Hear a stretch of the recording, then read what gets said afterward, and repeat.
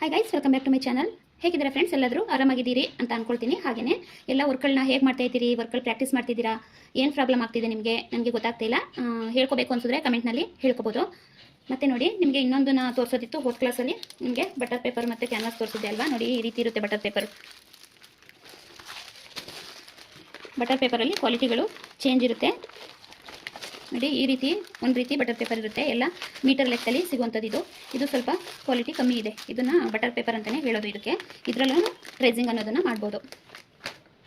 ನಾನು ತೋರಿಸ್ದೆ ಅಲ್ವಾ ಮೊನ್ನೆ ಟ್ರೇಸಿಂಗ್ ಮಾಡಿ, ಅದು ಈ ರೀತಿ ಇರುತ್ತೆ. ಇದ್ರಕ್ಕಿಂತನೂ ಇನ್ನೂ ಚೆನ್ನಾಗಿರೋ ಕ್ವಾಲಿಟಿ ಸಿಗುತ್ತೆ. ಆದರೆ ನನಗೆ ಸಿಕ್ಕಿದ್ದು ಇದೊಂದು ಕ್ವಾಲಿಟಿಲಿ ಸಿಕ್ಕಿತ್ತು. ಮತ್ತು ನಾನು ಕಲಿಯೋದು ಕಲ್ವಾ ಇರಲಿ ಅಂತ ತೊಗೊಂಡಿದ್ದೆ. ಇದಕ್ಕಿಂತ ಇದು ಚೆನ್ನಾಗಿದೆ. ಇದ್ರಕ್ಕಿಂತನೂ ಇನ್ನೂ ಒಂದು ಕ್ವಾಲಿಟಿ ಬರುತ್ತೆ, ಅದನ್ನು ತುಂಬ ಚೆನ್ನಾಗಿರುತ್ತೆ. ನಿಮಗೆ ಸಿಕ್ಕಿದ್ರೆ ಶಾಪಲ್ಲಿ ಕೇಳಿ ನೋಡಿ, ಚೆನ್ನಾಗಿರೋ ಕ್ವಾಲಿಟಿ ಕೊಡಿ ಅಂತ. ಅದು ಇಲ್ಲಿ ಹೇಗೆ ಹಿಂದ್ಗಡೆ ಟ್ರೇಸಿಂಗ್ ಕಾಣುತ್ತೆ, ಒಂದು ನಿಮಿಷ ನೋಡಿ, ಹೇಗೆ ಕಾಣುತ್ತಲ್ವಾ ಈ ರೀತಿ. ಇದ್ರಕ್ಕಿಂತಲೂ ಟ್ರಾನ್ಸ್ಪರೆಂಟಾಗಿ ಕಾಣುವಂಥ ಟ್ರೇಸಿಂಗ್ ಪೇಪರ್ನು ಸಿಗುತ್ತೆ. ನಿಮಗೆ ಇದನ್ನೇ ಸಾಕು ಕಾಣಿಸುತ್ತೆ. ಆದರೂ ಕ್ವಾಲಿಟಿ ಚೆನ್ನಾಗಿರೋದು ಮಾಡಿ ಇಟ್ಕೊಂಡ್ರೆ ಒಂದು 10 ಬ್ಲೌಸಿಗಾದರೂ ಹಾಕ್ಬೋದು ಅನ್ನೋಗಿದ್ರೆ, ನಿಮ್ಮಲ್ಲಿ ಏನಾದರೂ ಸಿಕ್ಕಿದ್ರೆ ಕೇಳಿ, ಶಾಪಲ್ಲಿ ಕೇಳಿಬಿಟ್ಟು ಕ್ವಾಲಿಟಿ ಚೆನ್ನಾಗಿರೋದು ಕೊಡಿ ಅಂತ ತೊಗೊಳ್ಳಿ. ಅದು ಇದ್ರಕ್ಕಿಂತನೂ ಟ್ರಾನ್ಸ್ಪರೆಂಟ್ ಆಗಿರುತ್ತಂತೆ, ತುಂಬ ನೀಟಾಗಿ ಕಾಣಿಸುತ್ತಂತೆ ಇದ್ರಕ್ಕಿಂತನೂ. ನೋಡಿ, ಸಿಗಲಿಲ್ಲ ಅಂದರೆ ಇದು ಪರವಾಗಿಲ್ಲ, ಇದನ್ನು ಬೆಸ್ಟೇ.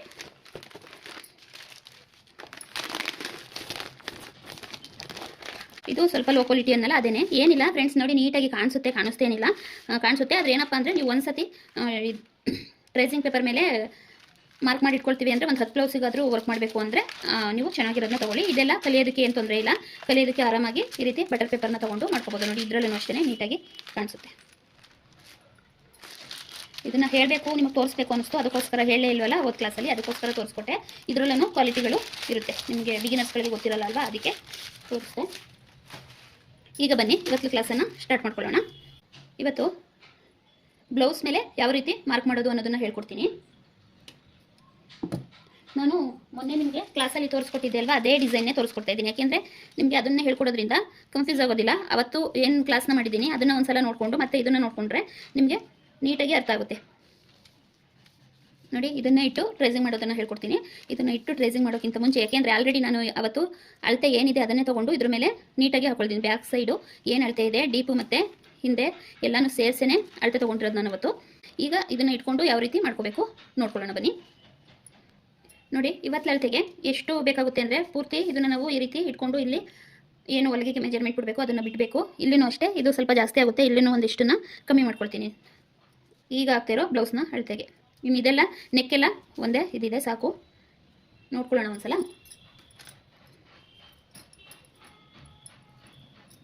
ನೋಡಿ, ಇದು ಕರೆಕ್ಟ್ ಇದೆ ಅಲ್ವಾ, ಕಾಣಿಸ್ತಿದೆಯಾ?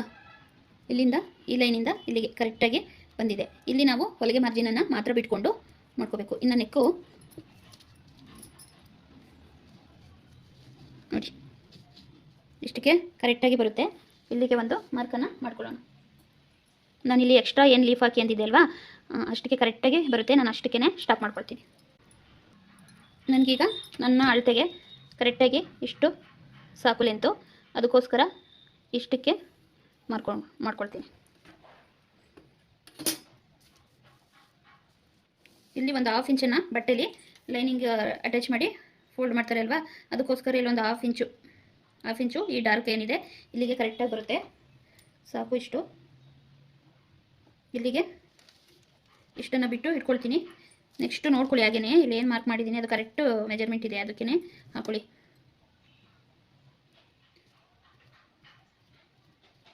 ಇಲ್ಲಿ ಹೇಳಿದ್ನಲ್ಲ ಮಾರ್ಜಿನು, ಇದು ಬಾಲ್ ಚೈನು ಸ್ಟೋನ್ ಚೈನ್ ಹಾಕೋದಕ್ಕೆ ಒಂದು 1/2 ಇಂಚು ಬಿಟ್ಕೊಳ್ಳಿ. ನೆಕ್ಸ್ಟು ಇಲ್ಲಿ ನೋಡ್ಕೊಳ್ಳಿ ನೀಟಾಗಿ ಕರೆಕ್ಟಾಗಿ. ಇಲ್ಲಿ ನಾನು ಎಲ್ಲಿ ಲೈನ್ ಹಾಕಿದ್ದೀನಿ ಅಲ್ವಾ, ಇಲ್ಲಿ ಹಾಕಿದ್ದೀನಿ ಅಲ್ವಾ, ಇಲ್ಲಿಗೆ ಹಾಕೊಳ್ಳೋಣ. ಕೆಲವರು ಫ್ರೇಮ್ಗೆ ಹಾಕ್ಕೊಂಡು ಮಾರ್ಕನ್ನು ಮಾಡ್ಕೊಳ್ತಾರೆ. ಯಾರ್ಯಾರಿಗೆ ಯಾವ್ಯಾವ ರೀತಿ ಅಭ್ಯಾಸ ಇದೆ ಆ ರೀತಿ ಈ ರೀತಿ ಹಾಕ್ಕೊಂಡು ನೀಟಾಗಿ ಫ್ರೇಮ್ಗೆ ಬಟ್ಟೆನ ಕೂರಿಸ್ಕೊಂಡ್ರೆ ಏನೂ ಆಗೋದಿಲ್ಲ. ಹೇಗೇಗೋ ಬಟ್ಟೆನ ಟೈಟ್ ಮಾಡ್ಕೋಬಾರ್ದು. ಹೇಗೇಗೋ ಬಟ್ಟೆನ ಟೈಟ್ ಮಾಡ್ಕೊಂಡ್ರೆ ಅದು ಈ ರೀತಿ ಇರೋ ಶೇಪು ಬಟ್ಟೆ ಎಳೆದಾಗ ಇಲ್ಲೆಲ್ಲ ಸ್ವಲ್ಪ ಶೇಪ್ ಚೇಂಜ್ ಬಂದ್ಬಿಡುತ್ತೆ. ನೀಟಾಗಿ ಒಂದೇ ಸಮ ಹಾಕೊಂಡು ಹೋಗಬೇಕು. ಮುಂದೆ ನಾನು ಅದನ್ನೆಲ್ಲ ಹೇಳ್ಕೊಡ್ತೀನಿ. ಈಗ ನೀವು ನೀಟಾಗಿ ಮಾರ್ಕ್ ಮಾಡ್ಕೊಂಡ್ರಿ ಅಲ್ವಾ, ಇಲ್ಲಿ ನೆಕ್ಕೊಂದು ಶೇಪ್ ತೊಗೊಂಡಾಯ್ತು. ಇಷ್ಟೇ ಸಾಕು ನಿಮಗೆ. ಯಾಕೆಂದರೆ ಟ್ರೇಸಿಂಗ್ ಪೇಪರಲ್ಲಿ ಅಳತೆ ಮಾಡಿಕೊಂಡೆ ನಾವು ಟ್ರೇಸ್ ಮಾಡ್ಕೊಂಡಿರೋದಲ್ವಾ, ಏನು ಯಾವ ಸೈಜಿಗೆ ಬೇಕು ಆ ಸೈಜಿಗೆ ಅಂತ, ಅದಕ್ಕೋಸ್ಕರ ಸಾಕು. ಇಷ್ಟಕ್ಕೆ ಕರೆಕ್ಟಾಗಿ ಈಗ ಇಟ್ಕೊಳ್ಳಿ. ಈಗ ನೋಡಿ, ನೋಡಿ ಇಲ್ಲಿ ಕಾರ್ಬೋ ಶೀಟನ್ನು ತೊಗೊಂಡಿದ್ದೀನಿ. ಇದನ್ನು ನೋಡಿ ನೀವು, ಯಾಕೆಂದರೆ ನಾವು ಒಂದು ಸೈಡ್ ಮಾಡ್ಕೊಂಡಿದ್ದು ಆ ಸೈಡನ್ನು ಬರಬೇಕಲ್ವಾ, ಅದಕ್ಕೇ ಫಸ್ಟೇ ನೀವು ಕರೆಕ್ಟಾಗಿ ನೋಡಿಕೊಂಡು ನೋಡಿ, ಇದು ಬಟ್ಟೆ ಪ್ಲೈನ್ ಏನಿದೆ ಅದು ಬಟ್ಟೆ ಭಾಗಕ್ಕೆ ಬರಬೇಕು. ಈ ರೀತಿ ನೋಡಿಕೊಂಡು ನೀಟಾಗಿ ಇಟ್ಕೊಳ್ಳಿ. ಒಂದೇ ಶೀಟು ಸಾಕಾಗುತ್ತೆ ನಮಗೆ. ನೋಡಿ ಇಲ್ಲಿ ತನಕ ಡಿಸೈನ್ ಇದೆ, ಅಲ್ಲಿ ತನಕನೂ ಆಗುತ್ತೆ, ಸಾಕು. ಈ ರೀತಿ ನೀಟಾಗಿ ಬಟ್ಟೆನ ನೀಟ್ ಮಾಡ್ಕೊಬಿಡಿ. ಜಾಸ್ತಿ ಏನಾದರೂ ಸಿಂಕ್ ಆಗಿದ್ರೆ ಒಂದ್ಸಲ ಅದಕ್ಕೆ ಹೇಳಿದ್ದು ನೀಟಾಗಿ ಐರನ್ ಮಾಡ್ಕೊಬಿಡಿ. ನೋಡಿ ಹೀಗೆ ಕೆಳಗಡೆ ಹಾಕೊಂಡಾದ್ಮೇಲೆ ಕೆಳಗಡೆ ಒಂದು ಕಾರ್ಬನ್ ಶೀಟ್ ಹಾಕೊಂಡು, ಇದನ್ನು ಅಷ್ಟೇ ನೋಡಿ, ಫ್ಲೈನ್ ಇರೋದು ಯಾವಾಗಲೂ ಬಟ್ಟೆ ಸೈಡಿಗೆ ಇರಬೇಕು. ನೀವು ಕೆಳಗಡೆನೇ ಹಾಕಲಿ ಮೇಲ್ಗಡೆನೇ ಹಾಕಲಿ, ಈ ಫ್ಲೈನ್ ಏನಿದೆ ಇದು ಬಟ್ಟೆಗೆ ಮುಖವಾಗಿರಬೇಕು, ಅಂದರೆ ಬಟ್ಟೆ ಮೇಲೆ ಈ ರೀತಿ ಇರಬೇಕು. ಇದನ್ನು ಬಟ್ಟೆ ಕಡೆ ಹಾಕಿದ್ರೆ ಬರೋದಿಲ್ಲ ಫ್ರೆಂಡ್ಸ್, ಇದೇ ಬಟ್ಟೆ ಕಡೆ ಇರಬೇಕು ಫ್ಲೈನ್ ಇರೋ ಜಾಗ. ನೋಡಿ ಈ ರೀತಿ ಕರೆಕ್ಟಾಗಿ ಹೀಗೆ ಇಟ್ಕೊಳ್ಳಿ. ಮೇಲೆ ಒಂದು ಕೆಳಗೆ ಒಂದು ಇಟ್ಕೊಂಡ್ರಿ ಅಲ್ವಾ. ಈಗ ನಾವು ಆಲ್ರೆಡಿ ನಮ್ಮ ಏನು ಅಳತೆಗೆ ಬೇಕು ಅಳತೆಗೆ ರೆಡಿ ಮಾಡಿ ಇಟ್ಕೊಂಡಿರೋ ಟ್ರೇಸಿಂಗ್ ಪೇಪರನ್ನು ಹೀಗೆ ಇಟ್ಕೊಳ್ಳಿ. ಇಲ್ಲಿ ಕಾಣಿಸ್ತಿದೆಯಾ, ನಾನು ನಿಮಗೆ ಕಾಣಲಿ ಅಂತ ಸ್ವಲ್ಪ ಜರುಗಿಸ್ದಾಗಿ ಇಟ್ಕೊಂಡಿದ್ದೀನಿ. ಈ ರೀತಿ ಇಲ್ಲಿ ಲೈನ್ ಕಾಣಿಸ್ತಿದೆಯಲ್ವಾ, ಈ ಲೈನು ಆ ಲೈನು ಕರೆಕ್ಟಾಗಿ ಕೂರಬೇಕು ಆ ರೀತಿ. ಮತ್ತು ಇಲ್ಲೂ ಅಷ್ಟೇ ಈ ಲೈನಿಗೆ ಕರೆಕ್ಟಾಗಿ ಕೂರಬೇಕು. ಹೀಗೆ ಈ ರೀತಿ ನೀಟಾಗಿ ಒಂದೇ ಸಮ ಈಗ ಜೋಡಿಸ್ಕೊಂಡು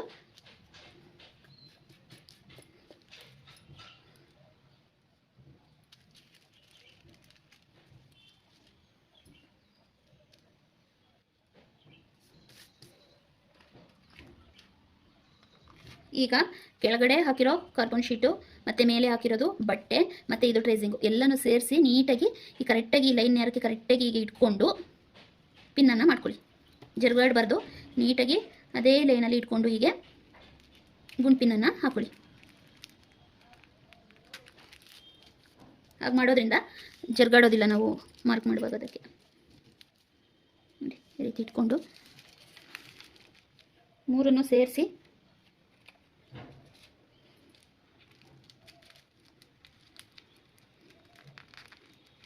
ಈ ರೀತಿ ಪಿನ್ ಮಾಡಿಕೊಂಡ್ರೆ ಆಯಿತು. ಈಗ ಎಲ್ಲೂ ಜರುಗಾಡೋದಿಲ್ಲ, ನೀಟಾಗಿ ನಾವು ಡ್ರಾ ಮಾಡ್ಕೋಬೋದು.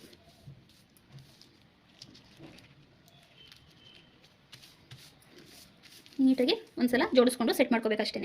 ಈ ರೀತಿ ಮಾಡ್ಕೊಬಿಡಿ. ಇದೇ ಥರ ಸೇಮು ನಾವು ಸ್ಲೀವ್ಗೂ ಹಾಕ್ಕೊಂಡು ಸೇಮ್ ಇದೇ ರೀತಿ ಕೆಳಗಡೆ ಒಂದು ಮೇಲ್ಗಡೆ ಒಂದು ಇಟ್ಕೊಂಡ್ರೆ ಎರಡು ಕಡೆ ಸ್ಲೀವ್ಗೂ ಬರುತ್ತೆ. ತೋರಿಸ್ಕೊಡ್ತೀನಿ, ನೀವು ಕೇಳಿದಿರಿ ಕಮೆಂಟಲ್ಲಿ ನಮಗೆ ಫ್ರಂಟ್ ಒಂದು ತೋರಿಸ್ಕೊಡಿ ಅಂತ. ನೆಕ್ಸ್ಟ್ ಕ್ಲಾಸಲ್ಲಿ ತೋರಿಸ್ಕೊಡ್ತೀನಿ. ಇದರಲ್ಲೇ ಪೂರ್ತಿ ಎಲ್ಲನೂ ತೋರಿಸ್ತೀನಿ ಅಂದರೆ ನಿಮಗೆ ಲಾಂಗ್ ಆಗುತ್ತೆ. ಅದಕ್ಕೋಸ್ಕರ ನೆಕ್ಸ್ಟು ನಿಮಗೆ ಈ ಡಿಸೈನ್ಗಳನ್ನೆಲ್ಲ ನಾವು ನಿಮಗೆ ಈಗ ಹೇಳೋದು ಅಂದರೆ ಪ್ರಿಂಟ್ ಹಾಕಿಸ್ಕೊಂಡು ಬರೋಷ್ಟು ನಿಮಗೆ ಅವಕಾಶ ಇರೋದಿಲ್ಲ, ದೂರ ಇರುತ್ತೆ, ಅದು ಹಾಕಿಸ್ಕೊಬರೋಕ್ಕೂ ಕಷ್ಟ ಇರುತ್ತೆ. ಅದ್ರ ಬದಲು ಓನಾಗಿ ನಾವು ಒಂದು ಡಿಸೈನ್ನ ತೊಗೊಂಡು ಟ್ರೇಸಿಂಗ್ನ ಮಾಡಿಕೊಂಡು ಬ್ಲೌಸ್ ಮೇಲೆ ಹಾಕಬೇಕು ಅಂದರೆ ಮೊಬೈಲಲ್ಲಿ ಆರಾಮಾಗಿ ಹಾಕ್ಬೋದು. ಅದ್ರ ಮಾಹಿತಿನ ನಾನು ನಿಮಗೆ ನೆಕ್ಸ್ಟ್ ಕ್ಲಾಸಲ್ಲಿ ಕೊಡ್ತೀನಿ.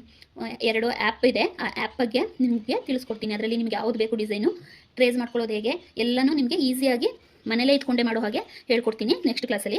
ಈಗ ಇದನ್ನು ನೋಡ್ಕೊಳ್ಳಿ, ಇದನ್ನು ನೋಡಿಕೊಂಡ್ರೆ ನಾನು ನೆಕ್ಸ್ಟ್ ಕ್ಲಾಸಲ್ಲಿ ನಿಮಗೆ ಐಡಿಯಾಸ್ ಕೊಡ್ತೀನಲ್ವಾ, ಅದನ್ನು ಯೂಸ್ ಮಾಡ್ಕೊಳ್ಳೋಕ್ಕೆ ಈಸಿ ಆಗುತ್ತೆ. ಈಗ ಏನು ಡ್ರಾ ಮಾಡಿದ್ದೀನಿ ಅದನ್ನು ನೀಟಾಗಿ ಒಂದು ಸಲ ಮಾಡ್ಕೋಬೇಕು. ಇಲ್ಲಿ ನೆಕ್ಕಿಂದ ಹಿಡಿದು ಇಲ್ಲೇನಿದೆ ಅದನ್ನೆಲ್ಲನೂ ನೀಟಾಗಿ ಒಂದು ಸಲ ಮಾರ್ಕ್ ಮಾಡ್ಕೊಳ್ಳಿ.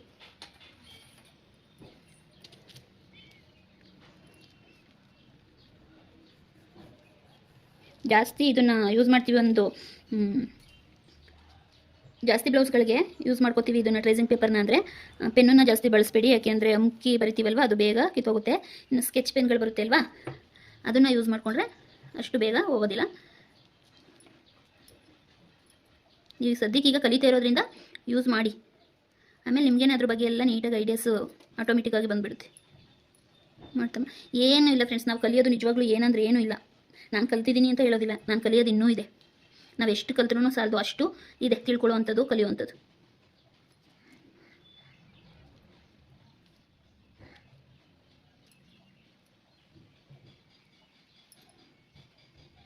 ಮತ್ತು ಆರಿ ವರ್ಕ್ ಕ್ಲಾಸು ಹೇಳ್ಕೊಡಿ ಅಂತ 1-2 ಜನ ಕಮೆಂಟ್ ಹಾಕಿದ್ರು ನನಗೆ. ಆರಿ ವರ್ಕ್ ಕ್ಲಾಸು ನಾವು ಎಲ್ಲನೂ ಕಲಿಬೇಕು ಅನ್ನೋದು ನನ್ನ ಆಸೆನೂ ಸಹ. ನಾನು ಕಲಿಬೇಕು ಅಂತ ಅಂದ್ಕೊಂಡಿದ್ದೀನಿ ಫ್ರೆಂಡ್ಸ್. ಅದಕ್ಕೆ ನಿಮಗೆ ಬೇಕು ಅಂದರೆ ನಾನು ಕ್ಲಾಸಸ್ನ ಅಟೆಂಡ್ ಮಾಡಿಕೊಂಡು ಯಾವ ರೀತಿ ಟ್ರೈನಿಂಗ್ನ ಮಾಡ್ತಾಯಿರ್ತೀನಿ ಅದನ್ನೇ ಹಾಕ್ಕೊಡ್ತೀನಿ. ಯಾಕೆಂದರೆ ಇವೆಲ್ಲ ವರ್ಕ್ ಮಾಡ್ತೀವಿ ಅಂದಾಗ ಕೆಲವು ಆರಿ ವರ್ಕ್ ಬಂದಾಗ ಗ್ರ್ಯಾಂಡಾಗಿ ಹಾಕೋಕ್ಕಾಗಲಿಲ್ಲ ಅಂದ್ರೂ ನಾವು ಸಿಂಪಲಾಗಾದ್ರೂ ಮಾಡ್ಕೊಡ್ಬೋದು ಅಲ್ವಾ. ಕಲಿಬೇಕು, ಎಲ್ಲನೂ ಕಲ್ತ್ಕೊಂಡಿರ್ಬೇಕು.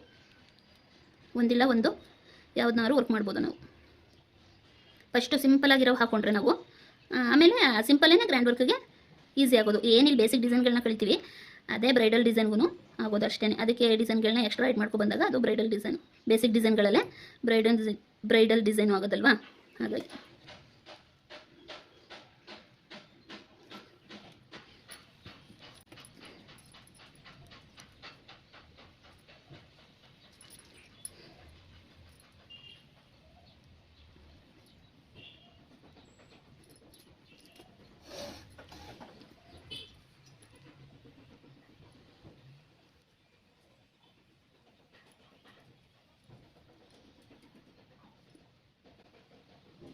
ಈ ರೌಂಡ್ ಶೇಪ್ ಏನಾದ್ರು ಬರಲಿಲ್ಲ ಅಂದರೆ ನಾನು ನಿಮಗೆ ರೌಂಡ್ ಶೇಪ್ ಒಂದು ಸ್ಕೇಲ್ ತೋರಿಸ್ತೀವಿ ಅಲ್ವಾ, ಅದರಲ್ಲಿ ಈಗ ಇಟ್ಕೊಂಡು ರೌಂಡ್ ಹಾಕೊಳ್ಳಿ. ಶೇಪು ಸರಿ ಬರ್ತಾ ಇಲ್ಲ ಅನ್ಸಿದ್ರೆ ಆ ರೀತಿ ರೌಂಡನ್ನು ಸಹ ಹಾಕೋಬೋದು. ಅದಕ್ಕೆ ಅದೆಲ್ಲ ವರ್ಕ್ ಮಾಡ್ತೀವಿ ಅಂದರೆ ನಿಮಗೆ ಸ್ಕೇಲ್ಗಳು ಏನೇನು ಬೇಕಾಗಿರುತ್ತೆ ಅದನ್ನೆಲ್ಲ ತರಿಸಿಟ್ಕೊಂಡ್ರೆ ನಿಮಗೆ ಈಸಿ ಆಗೋಕ್ಕೆ ಉಪಯೋಗ ಆಗುತ್ತೆ.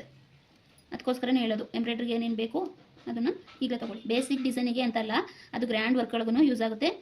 ನೀವೀಗ ಏನು ಸಿಂಪಲ್ ಡಿಸೈನ್ ಕಲಿತೀರಿ ಅದೇನೇ ಮುಂದಕ್ಕೂ ಗ್ರ್ಯಾಂಡ್ ವರ್ಕ್ಗೆಲ್ಲ ಈಸಿ ಆಗುವಂಥದ್ದು.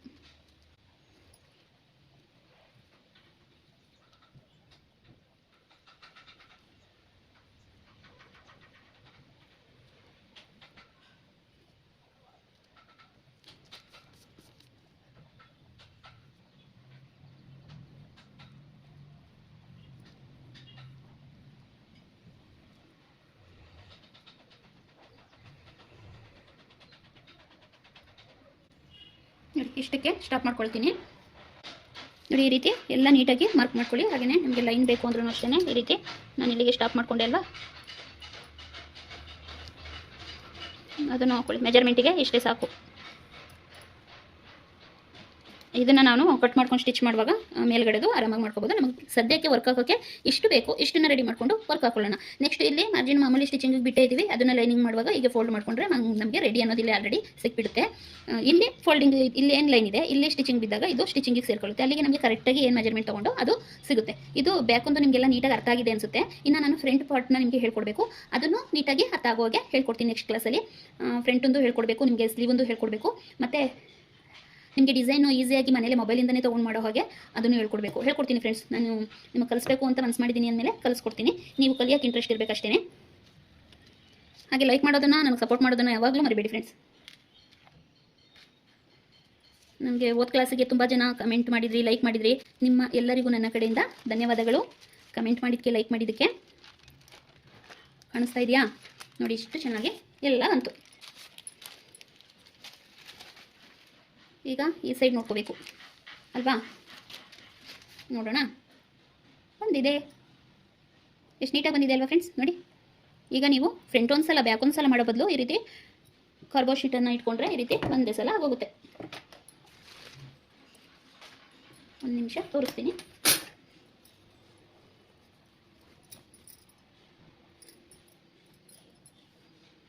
ಕಾಣಿಸ್ತಿದೆಯಾ?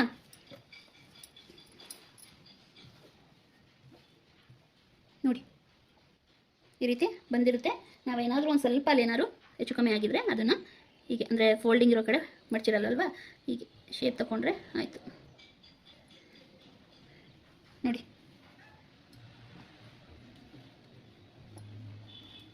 ಎಷ್ಟು ನೀಟಾಗಿ, ಎಷ್ಟು ಈಸಿಯಾಗಿ ಮಾಡ್ಕೋಬೋದು. ಈಗ ಆರಾಮಾಗಿ ನೀವು ಇದನ್ನು ಫ್ರೇಮಿಗೆ ಹಾಕ್ಕೊಂಡು ವರ್ಕನ್ನು ಹಾಕ್ಬೋದು. ಇದಕ್ಕೆ ನೀವು ಲೀಫ್ಗಳಿಗೆಲ್ಲ ಒಂದು ರೀತಿ ಹಾಕಿ, ಇಲ್ಲಿ ರೌಂಡ್ ಶೇಪ್ ಇರೋದಕ್ಕೆ ಒಂಥರ ಹಾಕ್ಕೊಂಡು, ಇಲ್ಲಿ ಮಧ್ಯದಲ್ಲಿ ರೌಂಡ್ ಇರೋದಕ್ಕೆ ಇದು ರೀತಿ ಕಾಂಬಿನೇಷನ್ ಏನಿರುತ್ತೆ ನೋಡಿಕೊಂಡು ಹಾಕೊಂಡ್ರೆ ತುಂಬ ಚೆನ್ನಾಗಿ ಕಾಣುತ್ತೆ. ಕಾಂಟ್ರಾಸ್ಟ್ ಕಲರಲ್ಲಿ ಗೋಲ್ಡು ಮತ್ತು ಇದಕ್ಕೆ ಕಾಂಟ್ರಾಸ್ಟ್ ಕಲರ್ ಏನು ಬರುತ್ತೆ ಅದರಲ್ಲಿ ಹಾಕೊಳ್ಳಿ. ಈಗ ಇದನ್ನು ಒಂದು ನಿಮಿಷ ಹಾಗೆ ಇರಿ. ನೋಡಿ ಇದು 14ನೇ ನಂಬರ್ ಫ್ರೇಮು. ಈ ನೆಕ್ ಡಿಸೈನ್ ಹೆವಿ ಇಲ್ಲದೆ ಇರೋದ್ರಿಂದ ಸಾಕಾಗುತ್ತೆ. ಇಷ್ಟು ಕರೆಕ್ಟಾಗಿ ಹೀಗೆ ಹಾಕೊಂಡ್ರೆ ನಮಗೆ ವರ್ಕ್ ಮಾಡೋದಕ್ಕೆ ನೀಟಾಗಿ ಜಾಗ ಅನ್ನೋದು ಸಿಗುತ್ತೆ. ಈ ಸೈಜ್ಗೆ ಸಾಕು 14 ಇಂಚೊಂದು. ಆರಾಮಾಗಿ ಎಲ್ಲೂ ನಾವು ಬಟ್ಟೆ ಕೊಟ್ಕೊಳ್ಳೋದು ಬೇಡ. ಇಲ್ಲಿ ತನಕ ವರ್ಕ್ ಬರುತ್ತೆ, ಹೆವಿ ವರ್ಕ್ ಇದೆ ಅನ್ನೋದಾದರೆ ಮಾತ್ರ ನಾವು ಇಲ್ಲಿಗೆ ಒಂದು ಬೇರೆ ಬಟ್ಟೆನ ಅಟ್ಯಾಚ್ ಮಾಡಿಕೊಂಡು ಹೀಗೆ ಇಲ್ಲಿಗೆ ಫ್ರೇಮ್ ಕೂರುತ್ತೆ. ಅದು ಗ್ರ್ಯಾಂಡಾಗಿ ಮಾಡೋರಿಗೆ. ಈಗ ಸಿಂಪಲ್ ನೆಕ್ಕಿಗೆಲ್ಲ ಈ ರೀತಿ ಹಾಕೊಂಡ್ರೆ ಸಾಕು. ಇದು 14 ಇಂಚಿನ ಫ್ರೇಮ್ ಫ್ರೆಂಡ್ಸ್. ಇದಕ್ಕೆ ನೋಡಿ ಈ ರೀತಿ ಫ್ರೇಮನ್ನು ಇಟ್ಕೊಂಡು ನೀವು ಈ ರೀತಿ ಕ್ಯಾನ್ವಾಸ್ ಪೇಪರನ್ನು ತೊಗೊಳ್ಳಿ. ಫ್ರೇಮನ್ನು ಇಟ್ಕೊಂಡು ಕ್ಯಾನ್ವಾಸ್ ಪೇಪರನ್ನು ತೊಗೊಳ್ಳಿ. ಇದನ್ನು ಏನು ಮಾಡಿ ಅಂದರೆ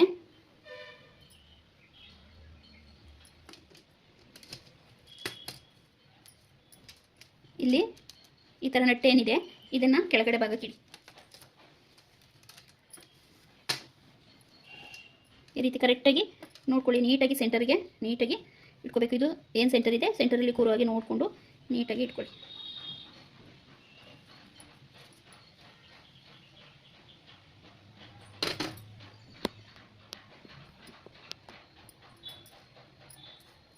ಕಾಣಿಸ್ತಾ ಇದೆಯಾ? ಓಕೆ, ಈಗ ಇಟ್ಕೊಂಡು ಈಗ ಈ ಫ್ಲೈನ್ ಇರೋ ರಿಂಗನ್ನು ಹೀಗೆ ಮೇಲೆ ಕೂರಿಸ್ಕೋಬೇಕು. ಇದಕ್ಕೆ ನೀವು ಸೆಲ್ಲೋ ಟೇಪು ಅಥವಾ ಈ ಪಾಲ್ಸೊಂದು ಬಟ್ಟೆ ಇರುತ್ತಲ್ವ ಅದು ಯಾವುದಾದ್ರೂ ಹೀಗೆ ನೋಡಿ ಎಷ್ಟು ನೀಟಾಗಿ ಕೂರ್ತು. ಇದನ್ನು ಈಗ ಸ್ವಲ್ಪ ಈ ರೀತಿ ನಿಧಾನವಾಗಿ ನೋಡಿ ನೀಟಾಗಿ ಕಾಣಿಸ್ತಿದೆ ಅಲ್ವಾ? ಈ ಸೈಡು ಈ ರೀತಿ ಇಟ್ಕೊಂಡು ಹೀಗೆ ಒಂದೇ ಸಮ ಹೀಗೆ ನೀಟಾಗಿ ಹೀಗೆ ಎಳಿಬೇಕು. ಹೇಗೆ ಬೇಕೋ ಹಾಗೆಲ್ಲ ಹೇಳಿದ್ರೆ ಇಲ್ಲೇನಾಗುತ್ತೆ, ಇಲ್ಲೂ ಹೇಗೋ ಆಗಿಬಿಡುತ್ತೆ ಶೇಪು ನೆಕ್ಕೊಂದು. ಅದಕ್ಕೋಸ್ಕರ ನೀಟಾಗಿ ಒಂದೇ ಸಮ ಹೀಗೆ ಇಟ್ಕೊಂಡು ಹೀಗೆ ನೀಟಾಗಿ ಅಪೋಸಿಟ್ ಸೈಡಲ್ಲಿ ಒಂದು ಕೈ, ಈ ಸೈಡಲ್ಲಿ ಒಂದು ಕೈ ಹೀಗೆ ಇಟ್ಕೊಂಡು ಹೀಗೆ ನೀಟಾಗಿ ಟೈಟ್ ಮಾಡ್ಕೋಬೇಕು. ಏಕೆಂದರೆ ಕೆಲವು ಬಟ್ಟೆಗಳು ಪಿಂಚ್ಕೊಳ್ಳುತ್ತೆ. ಅದಕ್ಕೋಸ್ಕರ ನಿಧಾನವಾಗಿ ನೋಡಿ ಈ ರೀತಿ ನಿಧಾನವಾಗಿ ಎಳೀರಿ. ಜಾಸ್ತಿ ಇಟ್ಕೊಂಡು ಹಿಂಗೆ ಹೇಳಿದ್ರೆ ಹೋಯ್ತು ನಿಮ್ಮ ಸೀರೆ ಬ್ಲೌಸ್ ಎಲ್ಲ ಡ್ಯಾಮೇಜ್ ಆಗುತ್ತೆ. ನಿಧಾನವಾಗಿ ಮಾಡಬೇಕು. ಇದೆಲ್ಲ ನಿಧಾನವಾಗಿ ಮಾಡುವಂಥ ಕೆಲಸ. ಈ ರೀತಿ ಮಾಡಿಕೊಂಡ್ರೆ ನೋಡಿ ಈಗ ಟೈಟ್ ಕಾಣಿಸ್ತಾ ಇದೆಯಾ?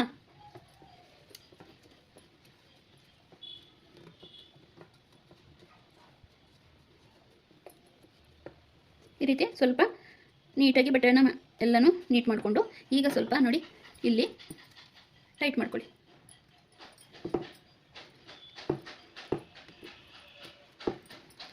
ಇಲ್ಲಿ ನೀಟಾಗಿ ಎಳ್ಕೊಂಡು ಅಲ್ಲಿ ಟೈಟ್ ಮಾಡ್ಕೋಬೇಕು.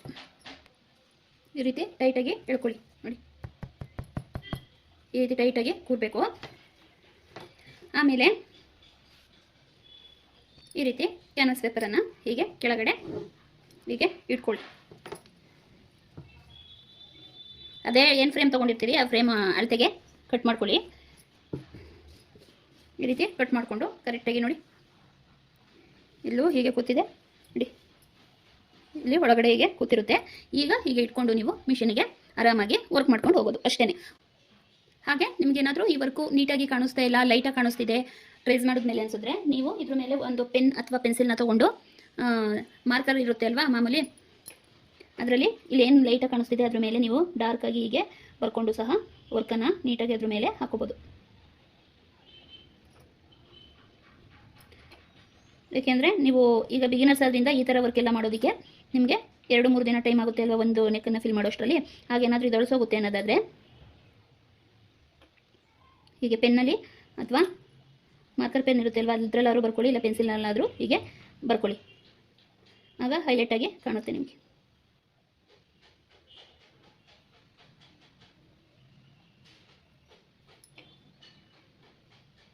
ನಾನು ಸ್ಕೇಲ್ ತೋರಿಸ್ದೆ ಅಲ್ವಾ, ನಾನು ಅವತ್ತು ಸ್ಕೇಲ್ ತೋರಿಸಿದೆ ಅಲ್ವಾ ರೌಂಡ್ ಶೇಪು, ಅದನ್ನು ಇಟ್ಟು ನೋಡಿ. ನಿಮಗೆ ಇಲ್ಲಿ ರೌಂಡು ನೀಟಾಗಿ ಹಾಕೊಳಕ್ಕೆ ಬರೋದಿಲ್ಲ ಅಂದರೆ